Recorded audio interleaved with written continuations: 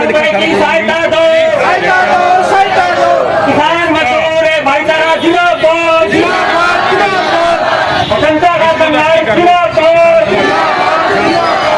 लड़ेंगे लड़ेंगे जीतेंगे जीतेंगे। ऐसा है जी, जैसा कि मौसम की मार जो किसानों को पड़ी है, बहुत ज़्यादा जल भराव की वजह से बहुत ज़्यादा जो नुकसान हुआ है, इसके साथ साथ जो बीटी कॉटन जो बीज आया था, वो जो बीज था वो नकली दे दिया गया है इस वक्त किसान को बर्बाद करने के षड्यंत्र के तहत। अब जो जल भराव की वजह से कपास नष्ट हो गई है वो तो हो गई है, इसके अलावा जो खड़ी फसल है उसमें से भी कई जगह पर 80% तक फसल बर्बाद हो चुकी है, क्योंकि उसके टिंडे में एक गुलाबी रंग की सुंडी पैदा हो चुकी है। और जिसके लिए आज हम डीसी साहब से मिले हैं और हम मांग करते हैं कि सिर्फ जल भराव से ही नहीं, जो ये सुंडी की वजह से जो नुकसान हुआ है किसान का, और उस किसान को उसका मुआवजा जो कि 1 एकड़ से कम 50,000 रुपये हम उम्मीद रखते हैं कि कम से कम 50,000 रुपये पर एकड़ उन लोगों को दिया जाए।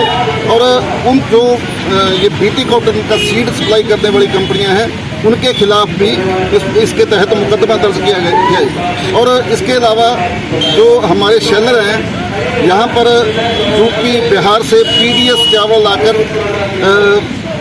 एमएसपी के रेट पर फिर से भर दिया जाता है, जिसके लिए हमने पिछले साल की एजुकेशन किया था। पिछले साल हमने उनकी गाड़ियां भी रोकी थी, लेकिन प्रशासन से मिली भुगत करके कोई ऐसे कमीशन वगैरह देकर उन्होंने छुड़वा ली थी। और आज फिर से हमने डीसी साहब को उसको ये याद करवाया है कि इस बार हम, क्योंकि पिछली बार तो 26 नवंबर आ गया था, 26 नवंबर को हमें दिल्ली जाना पड़ गया और पीछे रास्ता साफ हो गया, इन्होंने लूट मचा दी।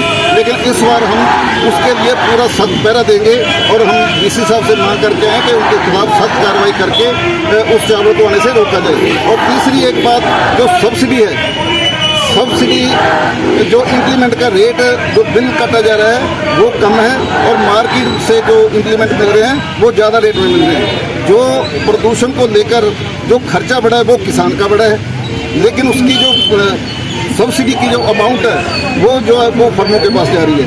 जैसे कि हम सुपर सीडर की बात करें तो 2,10,000 का बिल काटा जा रहा है और 2,60,000 का जो है वो किसान को मार्केट से सुपर सीडर मिल रहा है।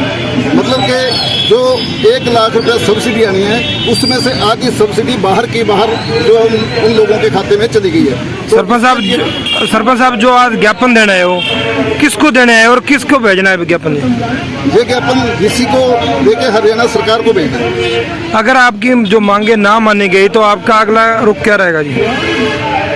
ये अलग अलग मांगे हैं, उसी हिसाब से हम सख्त कदम उठाएंगे। आंदोलन में तो है ही, इस आंदोलन को और आगे बढ़ाएंगे, स्थानीय लेवल पर भी, स्टेट लेवल पर भी। जैसे जो चावल आएगा, चावल की हम गाड़ियां रोकेंगे, शेलरों के गेट रोकेंगे, हम सख्ती से इसको लागू करेंगे। आज कितनी यूनियन इकट्ठी हुई है जी आपके साथ यहाँ? कौन कौन सी यूनियन है जी? सारी यूनियन लगभग आई हुई हैं जो हमारे स्थानीय स्तर पर यहाँ पर काम कर रही है। खेती जो संघर्ष समिति है, ऑल इंडिया किसान सभा है, मिड डे मील वर्कर्स हैं, और दूसरी भी जो आशा वर्कर्स हैं, वो सभी आए हुए हैं। क्या नाम और क्या पता है आपका? जरनैल सिंह मलवाड़ा, प्रधान खेती बचाओ संघर्ष समिति हरियाणा।